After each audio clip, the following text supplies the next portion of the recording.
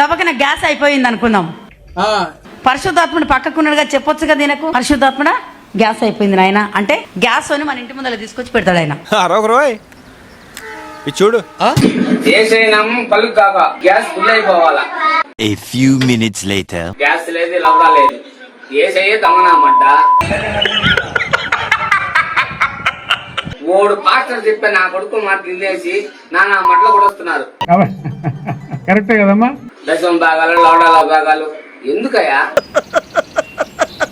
Correct మనిషి దొరికావయ్యా. గ్యాసే full కాదా? నిజమైన దేవుడు గ్యాస్ ఫుల్ కాదా? ఎందుకు ఈ లవడాల మాటలు? ఏం ఫీల్ ఉండదు మామయ్య. ఆమెకెవరికో ఒక ఈడియాలో ఇంతంత రాళ్ళు 180 రాళ్ళు కింద పడ్డారు లవడా కింద చెప్పింది, అందరు లైకులు కొట్టారు. గ్యాస్ కాదా నా లవడా కాదా? పాపం ఫీల్ అన్నట్టున్నారు.